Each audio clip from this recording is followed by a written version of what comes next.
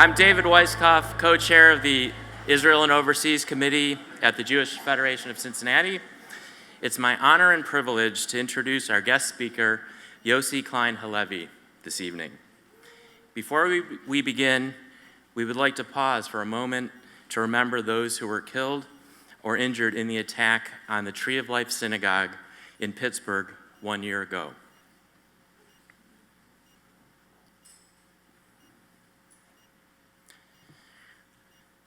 Over the last few years, there's been a growing divide on how people in our community talk about many things, including Israel. It seems to be getting harder and harder to engage in conversations about things that may divide us. That's why the Israel Department of the Federation, in partnership with the JCRC and the Mayerson JCC, created the We Need to Talk initiative. It includes Israel in Your Living Room discussions and the engagement of numerous book clubs in which many of you here tonight have taken part. More than 600 people from our community have met and engaged in robust yet civil conversations and listened to other voices. Together, we are changing the fabric of our community. You've had friends, family, neighbors, and coworkers over to your home to have meaningful and sometimes difficult conversations about Israel and the Israeli-Palestinian conflict. As part of these conversations, we have encouraged you to read the New York Times bestselling book, Letters to My Palestinian Neighbor. Yossi Klein Halevi was born in Brooklyn and moved to Israel in 1982. He is a senior fellow at the Shalom Hartman Institute in Jerusalem, and he also co-directs Duke University's Muslim Leadership Initiative, which teaches emerging young Muslim American leaders about Judaism, Jewish identity, and Israel. Yossi's 2013 book, Like Dreamers, won the Jewish Book Council's Everett Book of the Year Award. He also writes for leading open ed pages in the US, including the Times and the Wall Street Journal, and is a former contributing editor to the New Republic. Today, Yossi met with Cincinnati civic leaders who have traveled to Israel with the Federation throughout the years. He spoke at lunchtime at the Mercantile Library, and now he joins us tonight. Thanks to your support of programs like this through your gifts to our community's annual campaign. Before we start, if you have questions for Yossi, please go to jewishcincinnati.org/questions. That link is also written out on the paper at your seat. Please help me welcome to the stage Yossi Klein Halevi.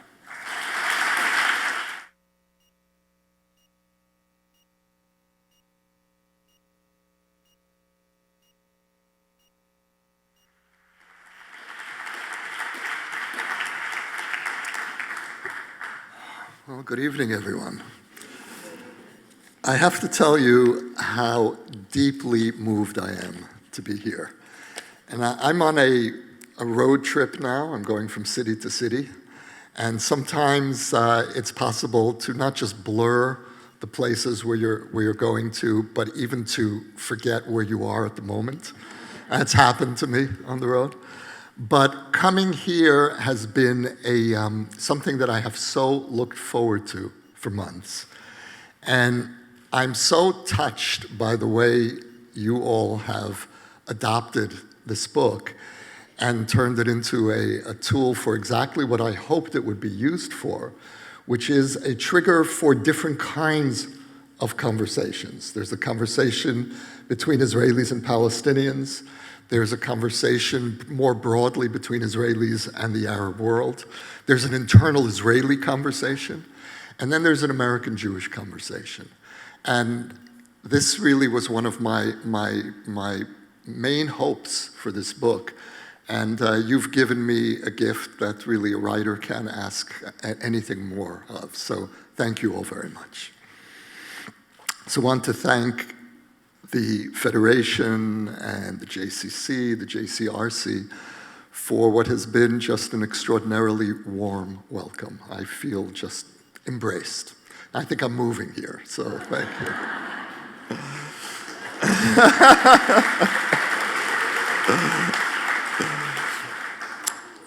So I know that many of you have read the book or in the process of reading Letters to My Palestinian Neighbor.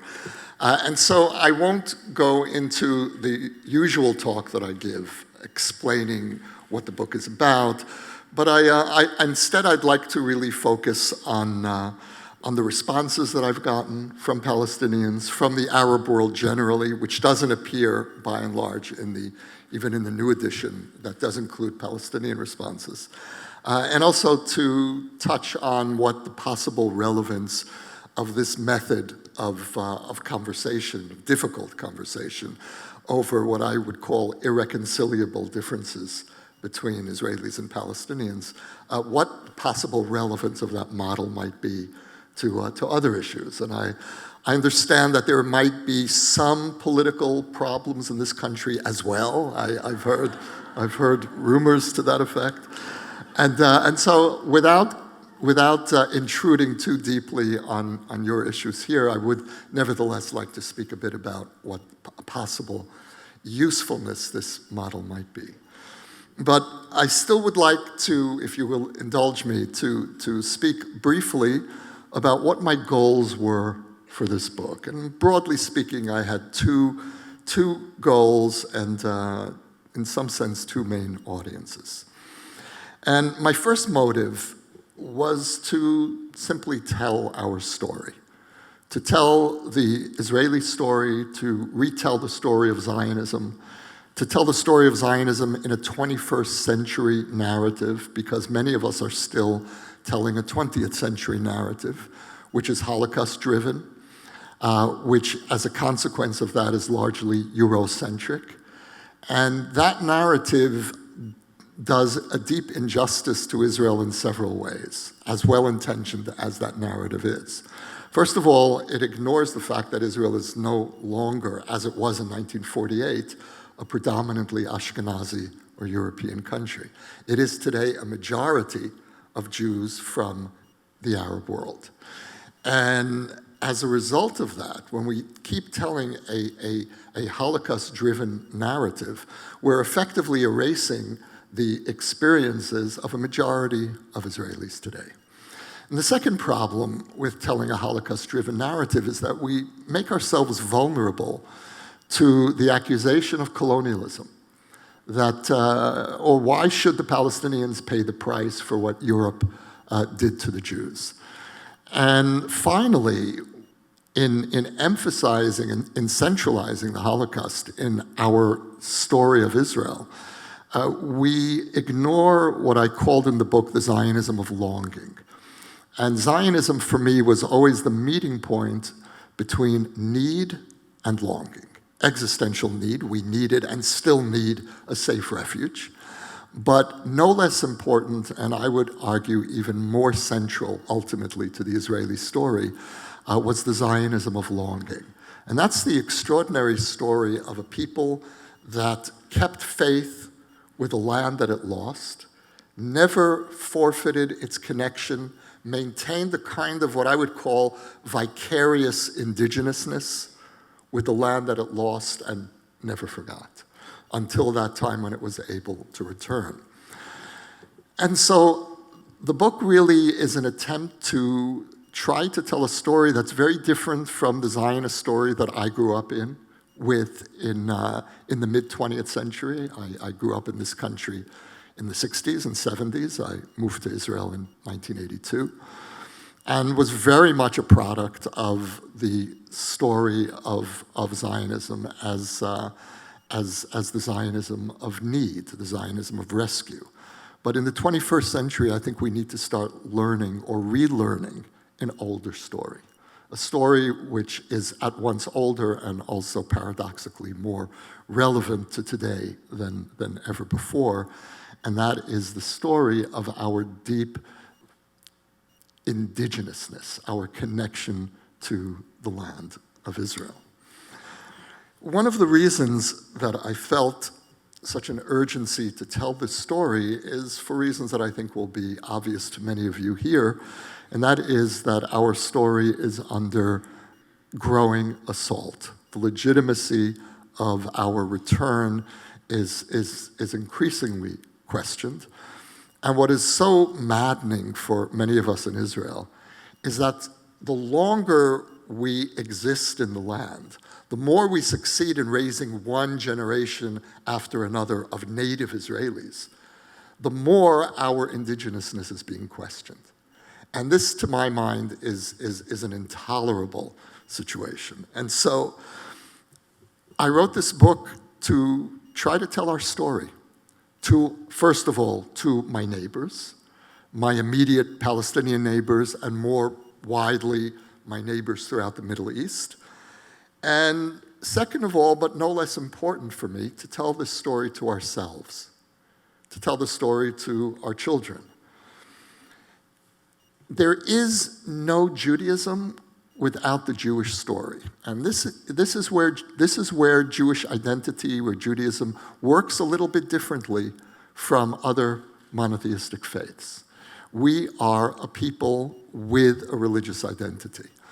And I would define the Jews as a story that we tell ourselves about who we think we are.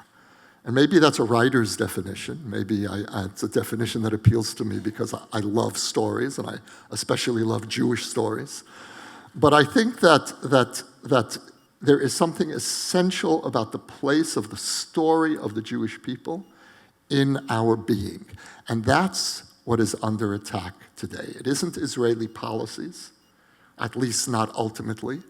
The real target of the assault today, of the anti-Israel assault, is on the legitimacy of the story that we tell ourselves. And so, there's been a growing debate within the Jewish community, and I encounter this wherever I go in America, between those Jews who feel that the greater threat to Jewish well-being today is coming from the far right, and those who feel it's coming from the far left. And my response would be several-fold. First of all, it depends where you're asking the question. If you're asking the question in the US today, the greater threat is certainly from the far right. Certainly that is the greater threat to Jewish life. If you're asking the question in England, the greater threat is the far left. You have a venerable Jewish community, centuries old in England, that is in danger of uprooting itself, of being forced to emigrate because of the rise of the far left, of an anti-Zionist far left, the hostile takeover of the Labour Party, and the toxic impact that has had on being Jewish in the public space in England. And I think that American Jews need to pay very careful attention to what is happening to British Jews, what has happened over the last 20, 30 years on British campuses as a kind of warning for what, God forbid, could happen here as well. And that is that the tremendous gains that the American Jewish community has made over the last generation or two, which is to lose that sense of self-consciousness which Jews had in the public space until the post-World War II period, that sense of self-consciousness could be returning. And for me, BDS is ultimately not a threat to the state of Israel. We'll be okay, and I mean that. We have lived with variations of boycott and siege for 70 plus years, and we know how to navigate this. I am much more worried about the consequences psychologically on the diaspora of BDS, on a shutting down of that Jewish sense of fully belonging to the public space. I visited the synagogue, the Isaac Mayer Wise synagogue yesterday. I was given a tour. It was an extraordinary experience, and it really helped me understand something about the American Jewish community that I never understood before, which was the centrality of where that synagogue was built was a deliberate statement of we are here. We belong. We are next to the cathedral. We are across from City Hall. And it was explained to me, Rabbi Wise noted pointedly that in Europe, that kind of Jewish self-confidence would have been inconceivable. And so, in some sense, what I felt was that the contemporary American Jewish community and the tremendous self-confidence of the American Jewish community was born here in Cincinnati in that synagogue, that statement. And that's an extraordinary treasure that you have here. And that's exactly what I feel BDS is threatening. It's threatening the ability of Jews to be as Jewish or as un-Jewish as they want to be in the public space, to have whatever politics they have, to be as supportive of Israel as you choose to be. That's what's under threat, and it is the comfort level of American Jews that ultimately is being threatened by BDS. So I wrote this book very much with the intention of strengthening our ability to tell our story in whatever format, again, to our children, to the wider community. And because of this assault on our story, my answer to the question of which is a greater threat to the Jewish people, the far right and the far left, is simply that the far right is the greater threat to Jewish lives, and the anti-Zionist far left is a greater threat in the long term to the Jewish people, to the well-being of the Jewish people, to be who we are.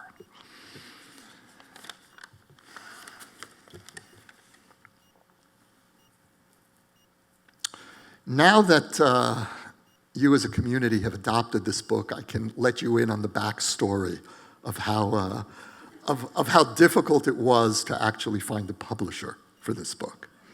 It took me 2 years, and every publisher in New York City turned this book down. And they all basically said variations of the same thing, which is the way the book is written now, it sounds like you're lecturing your neighbor. Find a Palestinian, exchange letters with him or her, and we'll publish the book, which really was a very reasonable critique of the book. And there was, in that first edition, there was the possibility that it would be read that way, as a kind of a one-way lecturing.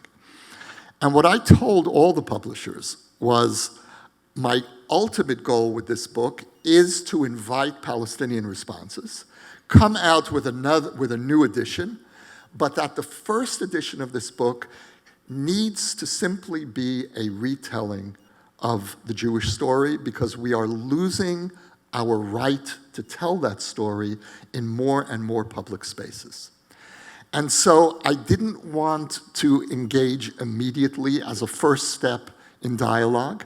I wanted to just tell my understanding of the Jewish story, and then phase 2 of the book, I hoped, would be to bring in Palestinian voices.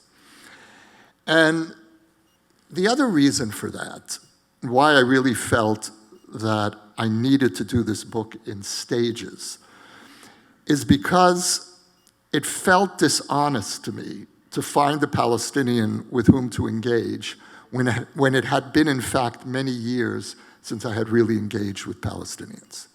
I wrote a book in the late 1990s based on a journey, and I mention this in the book, based on a journey into Palestinian society.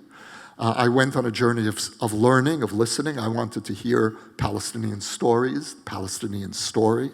I wanted to know how my neighbors experienced this conflict. And I spent a year traveling through Palestinian society. And the connections that I developed in the course of that journey effectively ended with the Second Intifada in the year 2000.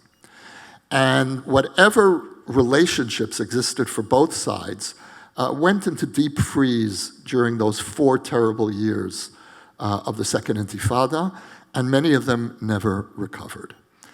And in that sense, I'm an entirely ordinary mainstream Israeli. I don't come from the left, I don't come from the peace camp. I'm a very unlikely candidate to be standing here tonight talking to you about peace, because for many years I walked away in anger, in despair, like most Israelis. And so it felt, I could have found a Palestinian with whom to exchange letters. And there was that temptation, well, I can get the book published. But I felt that it was dishonest. And I needed this process to be organic, which meant first putting out my statement and then engaging with whoever chose to respond. And that really was the second goal of the book, which was to create a model for what discourse between Palestinians and Israelis might be like. The book was translated into Arabic, as I wrote in the introduction. It appeared in Arabic the same day that it came out in English, and symbolically that was very important for me for the integrity of the book. And the book was offered for free downloading in Arabic, and I'll have more to say about the responses soon. But the purpose in addressing my neighbor directly with the Israeli story is, first of all, to do something that, astonishingly, no one on the Israeli side had ever thought of doing before, which is to turn to our neighbors and explain who we are. We have Jewish organizations and Israeli organizations that explain who we are to members of Congress very effectively, that tell our story. There's a Jewish organization that opened up an office in China to explain Israel to the Chinese people. And I think it's all wonderful. But no one has turned to our neighbors and say, listen, this is actually our story. And so the purpose in doing that was really to address what I feel is the heart of the conflict. And the heart of the conflict is the question of legitimacy on both sides. The right of each side to define itself as a people, as a legitimate people. And we have, and that denial goes both ways.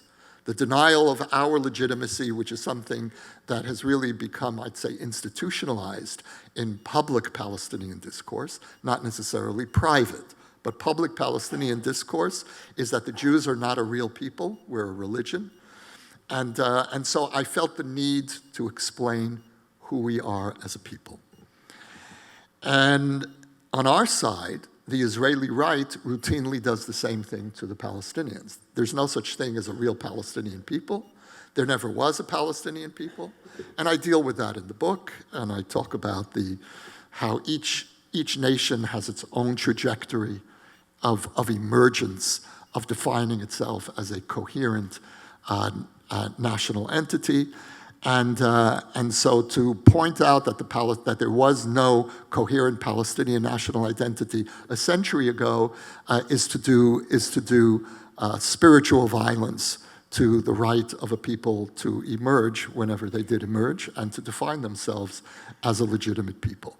And so the purpose that I had in trying to start this conversation with my neighbors was to try to model a conversation whose starting point would be, this is a tragic conflict precisely because it's being fought by two legitimate peoples, by two indigenous peoples. And for me, the word indigenous, that one word, is the key to the whole conflict. And so to try to create a conversation on indigenousness, and at the same time, to recognize that we will disagree about just about everything else. What happened in 1948? For me as an Israeli, 1948 was a moment of redemption. For Palestinians, it was the moment of destruction. For me, 1967 is the ultimate definition of a nation's right to self-defense. For Palestinians and the Arab world generally, it was one more expression of Israeli aggression. The year 2000, for me, was the final proof that this conflict is not about a Palestinian state, but about a Jewish majority state in any borders. For Palestinians, the narrative about why the Oslo process failed is completely opposite. And so, how do we model a conversation over irreconcilable differences? because we will never converge. A friend of mine who was part of the Palestinian peace delegation at Camp David, and just saying that now, by the way, that a friend of mine who was part of the Palestinian peace delegation at Camp David would have been impossible for me to imagine five years ago. So just to give you really, just to keep bringing the conversation back down to Israeli earth, you know, I really come out of the skeptical Israeli mainstream. And yet I have been pulled into this attempt to try to create a different avenue to conversation. And so this friend of mine, who became a friend as a result of this book, told me a story that at Camp David, when they were trying miserably to negotiate an agreement, the Israelis and Palestinians came up with the very dubious idea of trying to create a unified narrative. Let's create a unified historical narrative that both sides can endorse. And he said that nearly destroyed the negotiations until something else destroyed the negotiations. And so this book is not an attempt to convince Palestinians that Zionism is right, or that they should celebrate the return of the Jewish people home. I recognize that my return home meant their shattering. I believe that it could have been different, perhaps, and I try to explain why in the book, but I certainly don't expect Palestinians to endorse Zionism any more than I should be expected to become a Palestinian nationalist. But I need to understand the sources of legitimacy of Palestinian nationalism in the way that I would hope my neighbors would understand the sources of legitimacy, of historical rootedness for my story. And the reason why I emphasize a dialogue over competing narratives is for a very simple reason. Neither narrative is going away. For dozens of years, we have been fighting a war of narratives. And I personally am a veteran of the op-ed wars. For years, I wrote op-ed wars, especially during and after the period of the Second Intifada, defending Israel in the pages of American newspapers. And I'm very proud of having done that. That was my way of really trying to help protect Israel. But I got tired as a writer saying the same things over and over again. And I was looking for a new language, a new way of having this conversation. And just as neither people is going to disappear, neither narrative is going away. And neither narrative is going to succeed in vanquishing the other narrative, much as we've tried. These are two permanent parts of the story, whether we want that or not. And so the question is, how do we live with these two stories?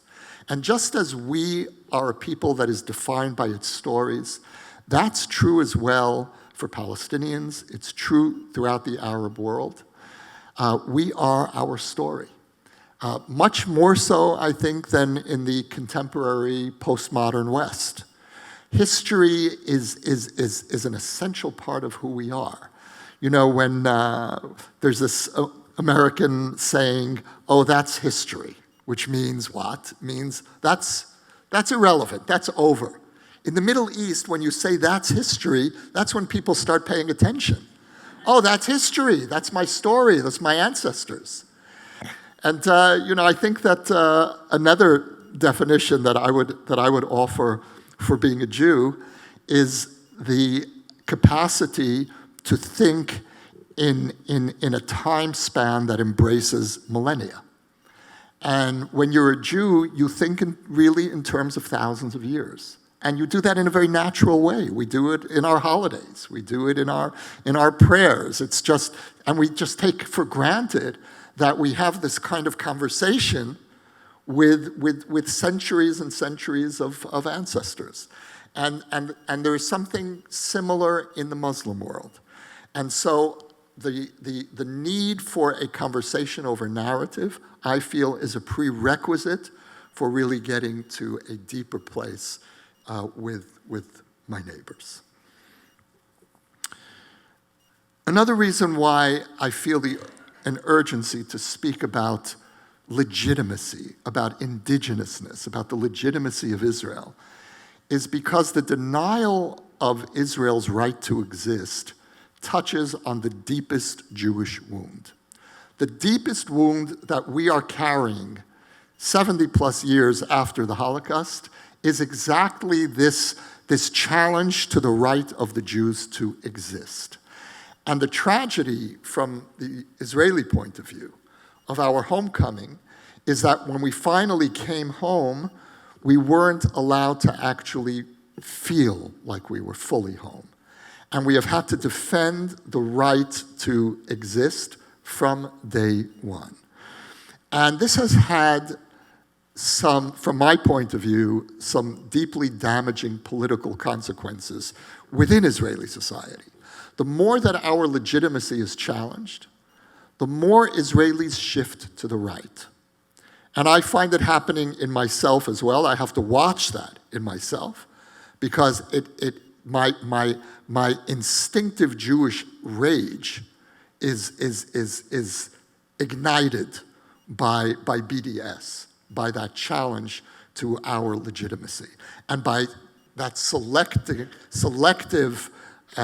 targeting of Israel as if Israel were the symbol of evil in the world, as if we were the worst country in the world that required a unique quarantining. That's what BDS is. And so what Israel's opponents don't realize is that the more our legitimacy is challenged, the more Israelis dig in. And that has had, I think, very negative consequences on Israeli society, on our ability to resist settlement expansion, which I think a very large number of Israelis understand is not good for us in the long term. And yet there isn't a strong political will in Israeli society today to try to put a brake on the settlement movement. And this, I think, is one of the reasons. There are others, but this is a major factor in understanding the rightward shift of Israeli society.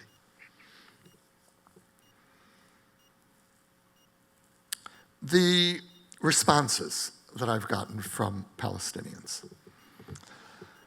When I wrote this book, I told myself no expectations. First of all, I had no expectation that the book would even be published.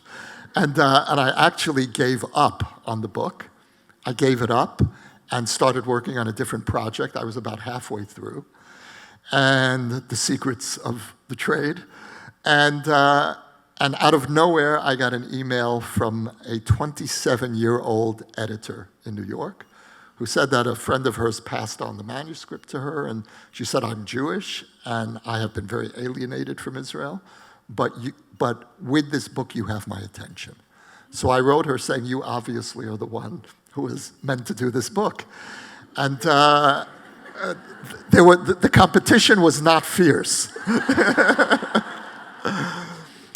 And so I really had no expectations for what kind of responses I would get. Really, it was really a Dayenu moment just to see the book in print.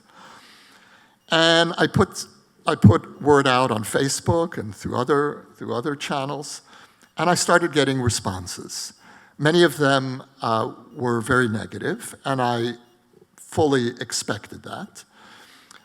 And then I started getting some more interesting responses. Well, I'll tell you one story. When I posted the first announcement of the book, someone named, I won't mention his name, wrote to me that, well, actually I will because he's in the book, Subhi, wrote that, he said, "Are you going to tell your neighbor why occupation is a good thing?" And I wrote him back saying my hope with this book is to have a different kind of conversation. He immediately wrote me back saying, I apologize for my tone. And I thought, whoa, this is something I hadn't expected. And so I wrote him back saying, why don't we get together? Where do you live? And he wrote me back, Australia. And I said, okay, let's Skype. So we did, and we had a terrific conversation. It turns out he is a BDS activist in Australia. And when the book came out, I sent him a copy. And he wrote me back a very complex response. It's in the book. And a very thoughtful response, exactly the kind of response that I would have hoped for. Angry, open, I appreciate that. I think you're being a propagandist there. It was terrific. It's one of the letters in the new epilogue. And I asked him, I wrote him saying, would you mind if I publish that letter? And he very graciously agreed. And so he is now part of this conversation. And I'll tell you another story that really, just to give you a sense of the backstories here and just how complicated this process is. One day, a young man, a Palestinian young man whom I didn't know, walks into my office at the Hartman Institute in Jerusalem and said to me that, he said, I read your book, I read it in English, and then I read it in Arabic. I read the Arabic translation that you posted, and your Arabic translation is terrible. And the truth is, it was a rush job because the book was a rush job. It was bought and then put into print a few months later. And so I quickly commissioned an Arabic translation, and he said, you need another translation. And he pulls out 5 pages, and he said, here's a sample.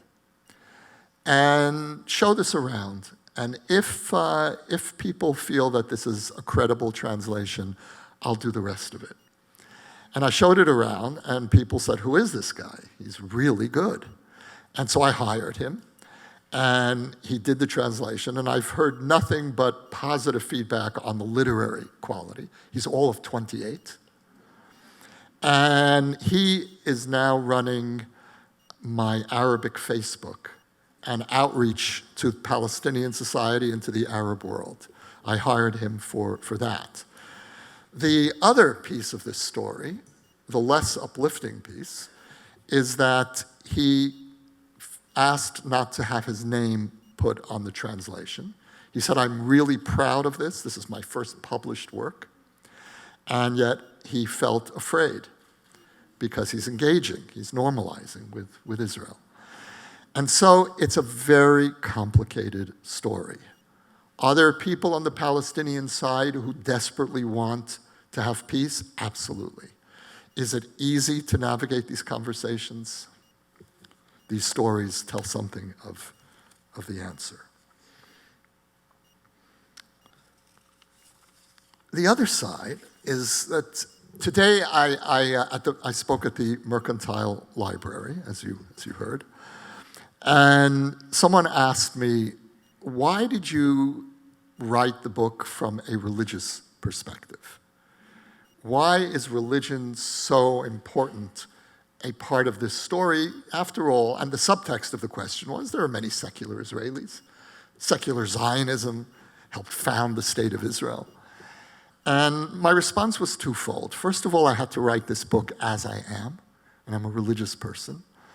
And secondly, I have found that the most authentic way for Jews and Palestinians, or Jews and Arabs, or Jews and Muslims more broadly, to speak about these really painful, complicated issues is to do it as religious people, if that's possible. And I understood that in writing the book through a religious voice and in addressing my Palestinian neighbor and assuming that my neighbor is a religious Muslim, I took the risk of alienating young American Jews who I hoped would be eavesdropping on my conversation with my neighbor, and that the book really might just be too, quote, too religious for many young American Jews. So is this really the best way to tell this story to young American Jews? And I had to make the decision which of my two target audiences takes precedence. And as soon as I realized that that was my question, the answer was obvious. The book has to be an authentic conversation with a Palestinian neighbor. That has to be my primary audience. And I hope that American Jews, especially young American Jews, would read the book, but it needs, first of all, to really ring true to my potential readers within Palestinian society. And the vindication for that approach came in another letter which appears in the book by a young man named Yusuf Bashir, who grew up in Gaza, was shot in the back by an Israeli soldier during the Second Intifada, entirely paralyzed, and then healed in an Israeli hospital. Doesn't get too much more complicated than that. And Yusuf recently published a terrific book called The Words of My Father, which tells his story. And we've become friends, and I actually found him his publisher. It's my same editor. And he wrote a response to my book, which is in the epilogue. And I'm mentioning this because for me, one of the most important responses that I got to the book was when he wrote in his letter that your book is the first time that I've been able to even hear a Zionist story because you are a religious person. And I've heard that subsequently from other Palestinians as well. And so I don't write out secular Israelis or secular Jews from this story, but I felt that in order to have the kind of conversation that would be authentic to me and that might be a useful model for the future, religion in the Middle East must be an essential part of this. For both Israeli society and certainly Palestinian society, you can't make peace without some religious imprimatur. There must be some religious legitimacy for the painful concessions that each side is going to have to make. Well, there's so much to say, and the time is running out. I really wish we had hours together. I'd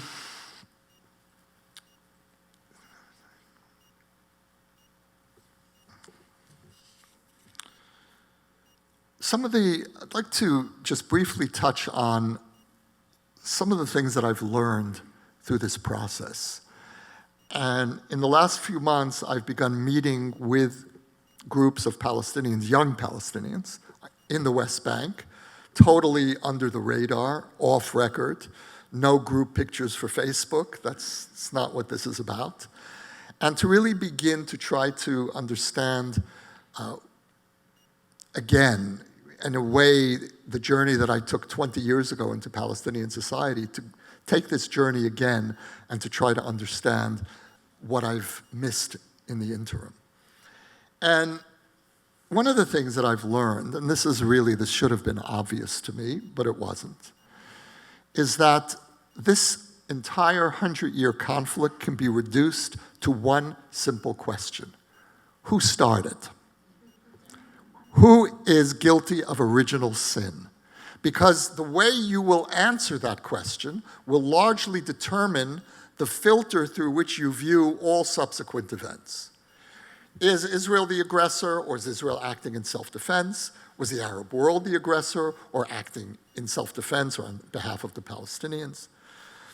And it's not a straightforward answer. If you ask people in the Arab world, certainly Palestinians, but by no means only, who started this, the answer is obvious. You Jews started it. We were minding our own business. We were living here. And suddenly you show up and tell us you were here 2,000 years ago and you're coming back. And that's a crazy story. And it is a crazy story. And whoever did such a thing, whoever heard of such a thing, and well, welcome to the Jewish story, you know? And then you tell us how magnanimous you were that you accepted UN partition.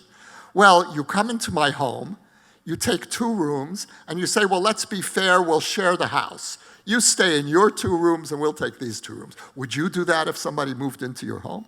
That is from its own perspective, that's a very powerful and credible argument. The Jewish perspective is, what do you mean who started? We came home, we were never not connected to this home. The essence of who we are is that home. We offered compromise every step of the way, and the Arab world repeatedly tried to destroy us, to try to prevent our homecoming. So obviously, whatever wars happened since then have really been an expression of Israel trying to defend itself. Now, the answer that I would give to the question of who started or which side is to blame is really neither side. And the reason I say that is because I believe the more I think about this conflict, that neither side had a choice in acting and responding the way that it did. Given the logic of Judaism, Jewish identity, but Judaism, the faith, we had no choice but one of these centuries to try to return home. And given the Arab world's experience with colonialism, with these repeated invasions from the West, the Arab world, from its perspective, had no choice but to try to resist, to thwart what we considered to be our return home, and what from their perspective was just one more wave of conquest. And so, when I try to unpack this conflict and try to create a language for myself and how to speak to my neighbors, for me, really, the key is twofold. One is empathy, trying to really, as deeply as I can, and as an Israeli, I have my limitations in how far I can go with empathy because I am living under threat. I'm living in a situation of constant war, and that imposes certain limitations on my capacity to reach out and my capacity to listen and understand. But within those constraints, to try and listen as deeply as I can. And Palestinians, if anything, have greater constraints. They're the ones who are living under occupation. It's far easier for the stronger party to be more nuanced and reflective and empathic than it is for those who are living under occupation. But at the same time that I'm trying to be empathic, to affirm as strongly as I can the authenticity, the integrity of the Jewish story, the Israeli story, and to try to hold those two together. And in doing so, I was hoping to model a way in which Israelis and American Jews can speak to and about the Palestinian issue, the Palestinian tragedy. Because generally, and this is obviously a generalization, but nevertheless, we are increasingly divided into 2 camps. One Jewish camp that is empathic toward the Palestinians, and another Jewish camp that is determined to defend the Zionist story. And I believe that we need to combine those 2 voices. And I'll go even further and say that we're increasingly divided among ourselves between those who are defending the Israeli narrative and those who believe that the primary way of defending Israel is to try to work for peace. And what I try to do in this book is make an argument to ourselves, which is that those 2 approaches are by no means contradictory, but actually might be complementary. That in trying to explain our narrative to our neighbors, we actually are working for peace, because it's the denial of our legitimacy that is largely or partly responsible for pushing so many Israelis into a hardline position. And so the more that we hear voices on the Palestinian side and in the Arab and Muslim worlds generally saying, we disagree with you on everything, but we're not going to challenge your basic legitimacy, your indigenousness, the more I believe that we can begin having a better conversation, not only between Palestinians and Israelis, but also among Israelis and within the Jewish community. I desperately needed, when I wrote this book, I felt I needed to hear Palestinians tell me, you belong here. I needed that to have hope. I needed that to believe that it's possible to have a different kind of conversation. And my strong sense is that for many, many Israelis, if we were to hear those voices loudly, it would shift that deep sense of wariness that now defines Israeli politics virtually across the spectrum.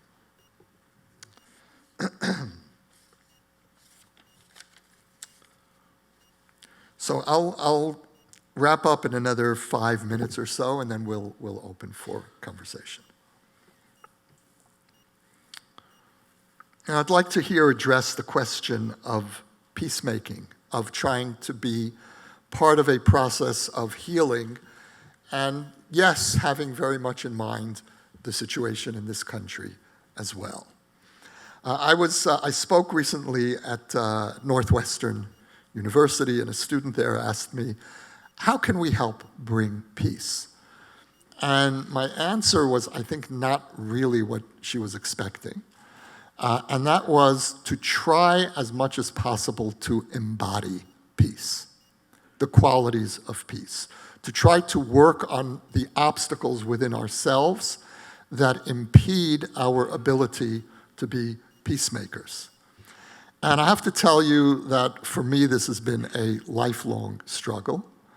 And I write this in the book, I come from the right. That was my upbringing as a teenager. In fact, I did not mention in the book how right-wing I actually was. My first book was called Memoirs of a Jewish Extremist, which tells the story of my teenage attraction to Rabbi Meir Kahane. Some of you may remember the name, the Jewish Defense League. So I was in the JDL when I was 18, 19. That was a while ago. I'm 66 now. Nevertheless, I come from there. So emotionally, when you've been in that kind of an intense experience, you never fully leave it. It's always that anger, that I called it the ecstasy of rage, which is common for all political extremists, regardless of what stripe you are. You never entirely get free of that. And so I've been struggling against those demons for much of my life. Anger, self-righteousness, and when you are in an existential conflict, as we are in Israel, the natural tendency on both sides is to barricade yourself in certainty, because it's really frightening to open yourself up to the narrative of the other side. There's the fear that it could lessen the urgency of my case, or it might even weaken my determination to fight, to try to defend my side. And so empathy, especially in the context of an existential conflict, is subversive. And I have found that in writing this book, in meeting Palestinians, in having Palestinians over to my home, something that I really haven't had for many years, since the Second Intifada, and visiting Palestinians in their homes, something has changed for me. And I can no longer speak about my side with the same absolute smugness, I would say, with which I have in the past. And that doesn't mean that my commitment to my narrative is any less than it was, that my love for my narrative is any less. That's not what happened. But my certainties have definitely been a little bit attenuated. And I think that that's, as I say, a dangerous process. It's a frightening process, but it's also essential in opening yourself up to the possibility of being among those who are trying to help heal whatever wound it is that you're dealing with. Another thing that I've learned in this process about how to try to be a peacemaker is don't prejudge people on the other side. And I'll give you an example. A couple of months ago, I got a letter from a Palestinian man who lives in the West Bank, an 8-page letter telling me that I read your book and it's very clever. You have all kinds of clever propagandistic devices designed to win people over to your side, but you and I both know that what you wrote is not true. And he goes on to explain what's not true. And he finally gets to the Holocaust, and he says, I know that I don't mean to offend you, but my understanding is that the Jews have exaggerated what happened. And so I'm reading this and getting increasingly depressed. And then he writes, the last paragraph is, and in conclusion, sir, it would be an honor to meet you, and I would be delighted to get together. What do you do? What do you do with that? And I decided to respond because the letter was actually written in a respectful tone. The content was needless to say, deeply troubling to me. And yet, this is what I had asked for. This is what I had gotten myself into with eyes wide open. I invited responses. This guy read the book, sat and wrote an 8-page letter, and I said, okay, let's have lunch. So we met, and lovely guy. He works for the Palestinian Authority. He's one of their spokespeople, and he brought a senior advisor to Mahmoud Abbas with him to lunch. And what I learned was, the first thing that I learned, which is really in some ways so trivial, but nevertheless, is that when you look into somebody's eyes and you see the human being, you're able to have conversations that, based on the letters that I wrote, that he wrote, each of us might have thought was impossible. But there was something deeper that I learned from the conversation, which is that he was writing to me between the lines, saying, help me understand this. I was raised in a narrative that is the exact antithesis of everything you wrote. And suddenly, I'm coming across your narrative for the first time, and I don't understand. It all seems like lies to me, based on everything that I know. And so, is there something here that I should understand? Tell me what I've missed. Tell me where I'm wrong. And I realized that actually is what he was asking me based on the conversation that we had over lunch. And so everything changed.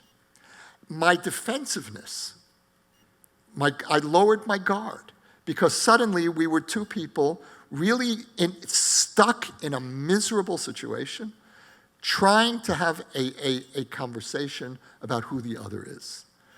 And it was a very powerful moment, and my takeaway is never dismiss your opponent as being in some ways unreachable, because you just don't know.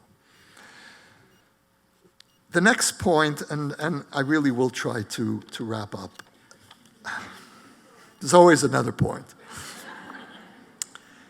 is that politics is not religion. Even in the Middle East, where politics actually is religion.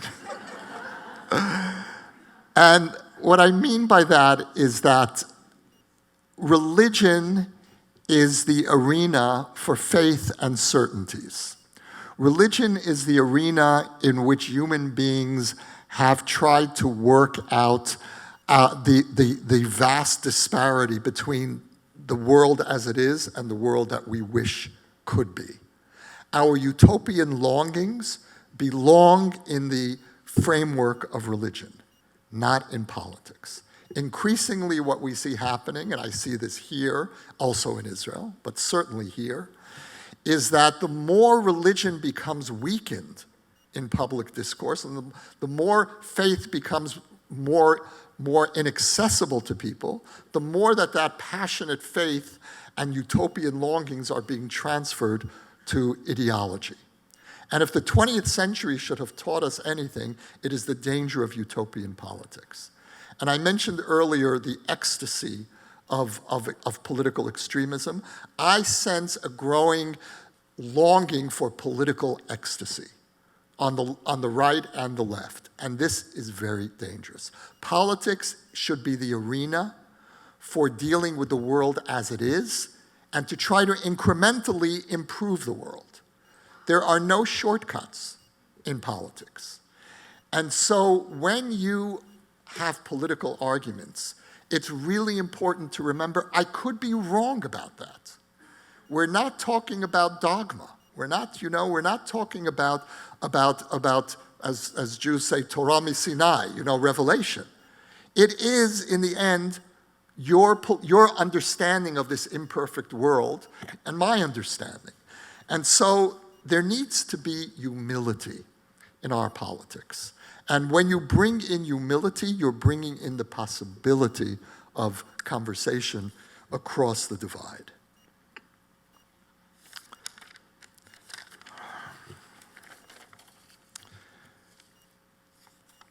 The last point is really, it's in Israel, there's always one last point. And that is a question that I was actually asked. We had a little gathering just before the big gathering, and I was sitting with some people, and someone said to me, are you optimistic? And I said, optimism is something that Israelis tend not to deal with. And we deal with reality as it is. We take it as it comes. And we try to be open to possibility. Sometimes what comes is very difficult, and every so often there are surprises. I think the situation today in the Middle East is extremely complicated. On the one hand, we've never been farther away, it seems, from a two-state solution. On the other hand, we are seeing a rapprochement between Israel and parts of the Sunni world, the Gulf states, the Saudis, that would have been inconceivable 5 years ago. Now, what's causing that rapprochement is a shared fear of the rise of Iran. Nevertheless, I'm hopeful, cautiously hopeful, I guess that means even a little optimistic, that we might be able to turn what is today a purely utilitarian relationship based on the enemy of we share a common enemy, to the beginnings of a political relationship. In Israel, we used to speak about the peace process as happening from within outward. And by that we meant that peace would begin with the Palestinians, and then Israel would make peace with the region. The thinking today has reversed itself. And that is peace outward, in. That maybe peace will begin with the region, or at least the beginnings of a peace process will begin with the region for entirely pragmatic or utilitarian reasons, security reasons. And that could impact gradually on the Israeli-Palestinian dynamic. And so even though today I would say unequivocally, tragically, there is no chance in the foreseeable future for a two-state solution, I believe that in Israel we need to reverse the dynamic in which we are moving toward a one-state, not solution, a dissolution, toward laying the ground for an eventual two-state solution. And what does give me encouragement or strength is the idea of peace not as a political value, but as a religious value. Peace is not a left-wing cause. Peace is a Jewish value. And I have as much an interest in peace as a centrist Israeli as anyone on the left. And I think often of the verse, Bakesh Shalom Veradfehu, seek peace and pursue it. It's a very strange verse. Because the word "and pursue it" seems to be redundant. Why not just bakesh shalom? Why seek peace and pursue it? And my understanding of that verse as applied to our situation today is that you seek peace when peace is possible, and you pursue peace when it's not possible. And so peace today is not possible, and so I find myself in the very strange position of pursuing it. And I thank you all for being vicarious partners with me, for having gone on this journey, and I thank you all very much for your warmth and hospitality. So.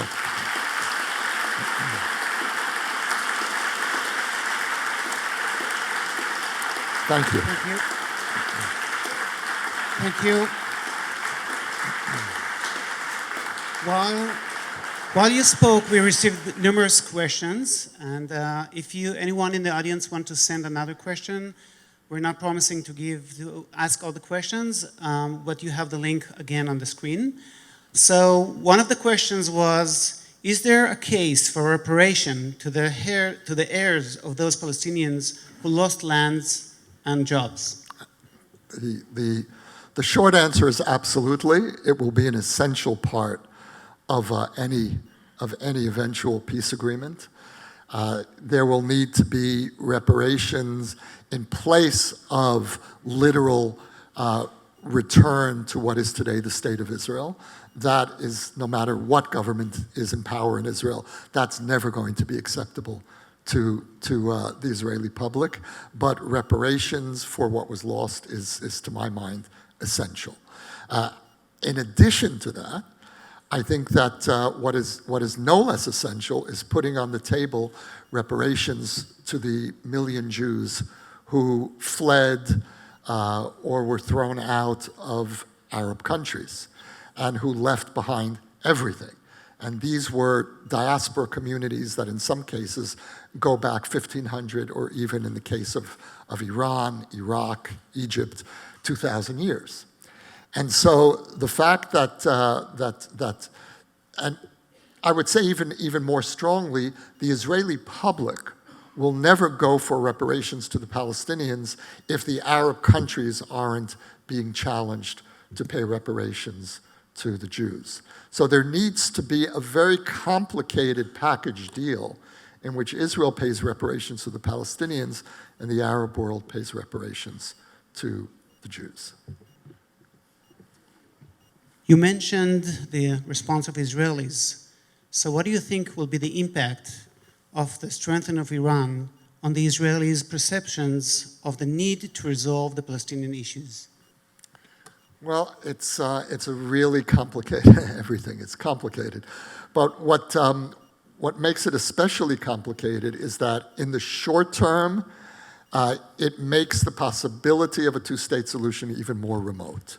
Because when Israelis look around their borders, what we see are not only Hezbollah, Hamas on our southern border, northern border, but increasingly we see Iran in Syria. And Hezbollah is a direct client of Iran. It is under the direct control of Iran. Hamas is not under the direct control of Iran, but it has allied itself. It is one of the very few Sunni forces that have allied themselves with Iran. And so the fear in Israel today is very much a sense of Iran encroaching, and that if we were to withdraw from the West Bank, the possibility of a Hamas takeover there would complete the encirclement of Israel, and that is our most sensitive border, which of course borders our major population centers. So the short-term consequence of the rise of Iran as a very direct threat to Israel, and don't forget that Iran has come many, many kilometers to our border and is sitting now on our border.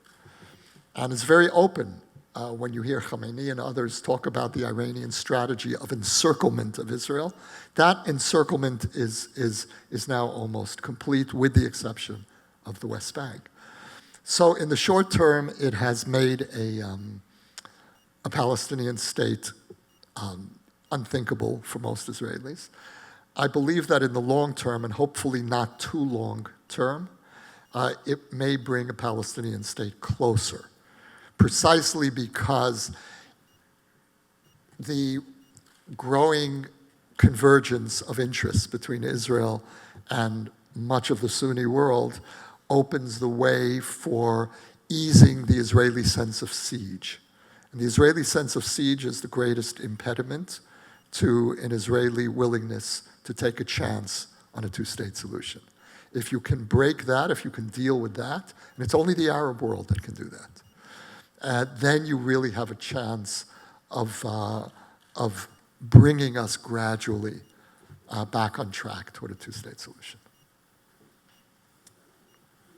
You mentioned siege, the sense of siege. Can you share what was the most challenging anti-Israel encounter that you had? Maybe if you had to deal with BDS, what was your way to handle it? Well, for me, the hardest encounters are with anti-Israel Jews. I can deal with anti-Israel Palestinians. I think that's totally natural and legitimate. And hostility to Israel in the Arab world, in the Muslim world, I understand that. And that's what I'm looking to engage with. I have a very low tolerance level for anti-Israel expressions coming from Jews. And I encounter it more and more on campuses. In fact, I encounter it mostly from Jewish students, which I find extraordinary. So I'll leave it at that.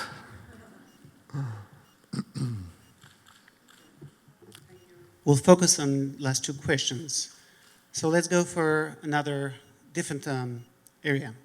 Under what circumstances might the Palestinian Authority be willing to negotiate the scope of the right of return?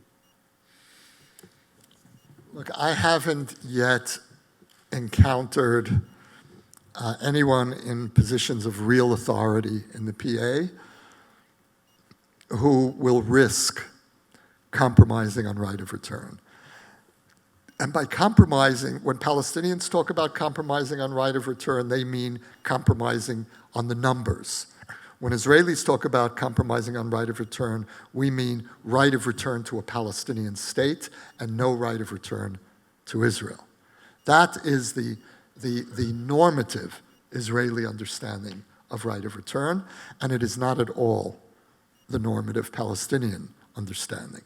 And so the gaps remain, at this point, unbridgeable.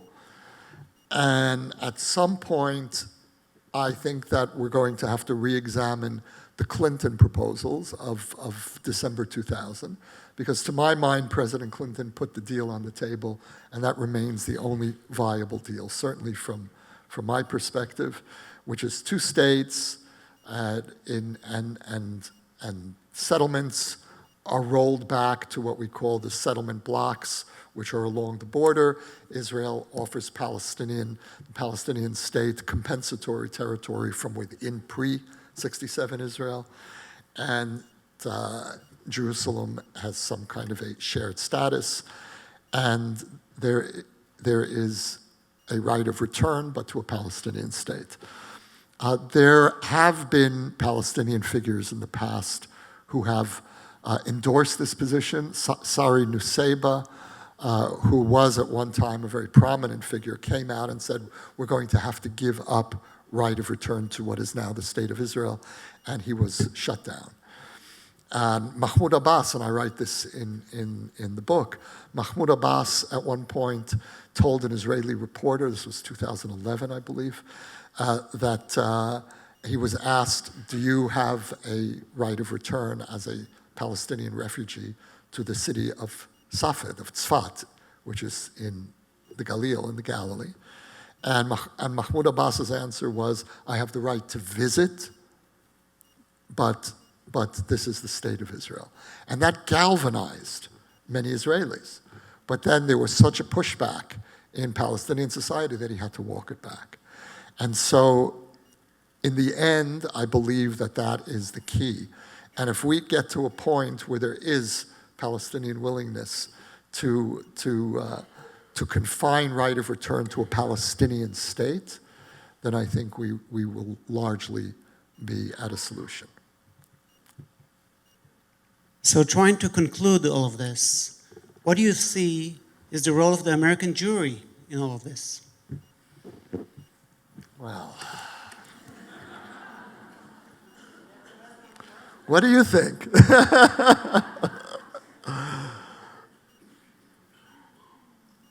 What I am looking for, I'll answer very personally.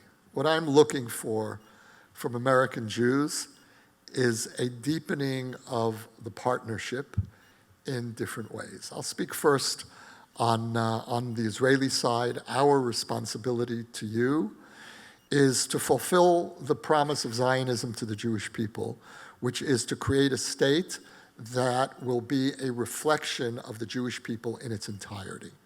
When you hand the keys of Judaism to one particular segment of the Jewish people and deny the official status of others, you are committing an anti-Zionist act.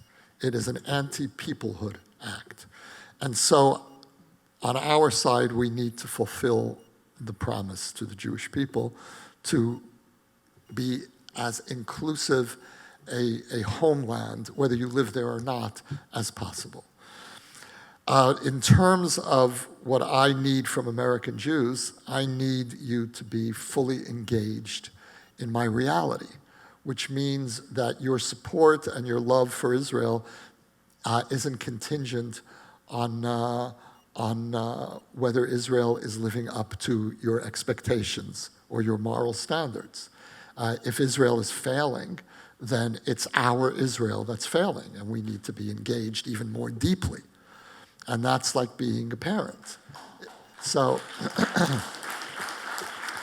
but at the same time, I not only believe that criticism of Israel when necessary is legitimate, I believe it's essential. And so the other side that didn't applaud for those lines can now applaud. and that we need to hear American Jews tell us when we are going wrong. And it's very hard when you're living in a situation of constant siege to hold a mirror up to yourself. It's very difficult. And so we need the loving partnership of the diaspora to support us on the one hand, and on the other hand, to hold up a mirror to us when necessary.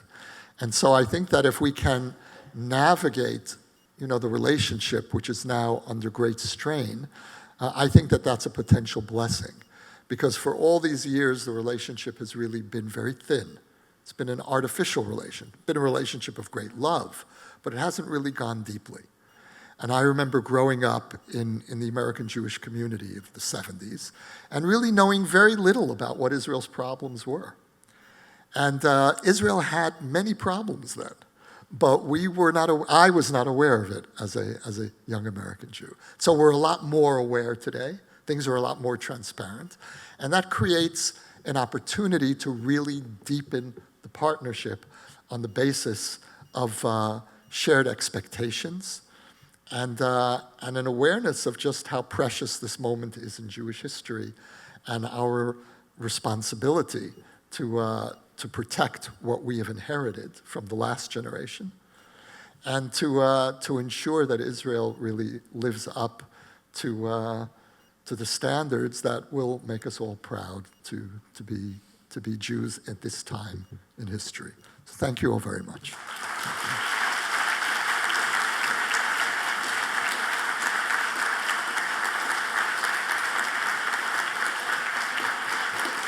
Yossi, I think I need to bring you every place I go because you just explained why I'm here. Really, I'm following this guy the whole day, really fascinating evening. Yossi, your spoken and written words inspires all. This summer, we brought together more than 600 people to discuss your book, and we created the setting for deep and invigorating conversations. This is particularly meaningful in this period, when media and public discourse are becoming more and more divisive. We hope your remarks tonight will spread to future Israel and living room discussions so that people with different points of views can come together to talk. On behalf of the Jewish Federation of Cincinnati, I would like to thank the leadership of our Israel and Overseas Committee, Bonnie Ulner and David Weskoff, along with Marcy Bakrak, the Vice President of the Israel and Overseas Committee. I would like to thank my colleagues, Barb Miller, Director of Community Building at the Federation, Jackie Congedo, Director of our JCRC, Justin Kirshner, Co-Director of the JCRC, and Holly Wolfson, Programming Director at the Mayerson JCC, and all of our community leaders. I also want to thank all of you that you came here tonight. Your participation and response to our community read is a true demonstration of this community's strength and social resilience. With your support, we will continue to bring people with diverse opinions together to engage in conversation and strengthen our community. Please join us for upcoming events, including series of follow-up discussions, speaker events, and stay tuned for our new community read planned for next fall. We are already working on it. I look forward to see each of you next week with Ambassador Dennis Ross on November 5th at 7 p.m. here in this same room. Please make sure you are registered. We are wishing you all a good evening.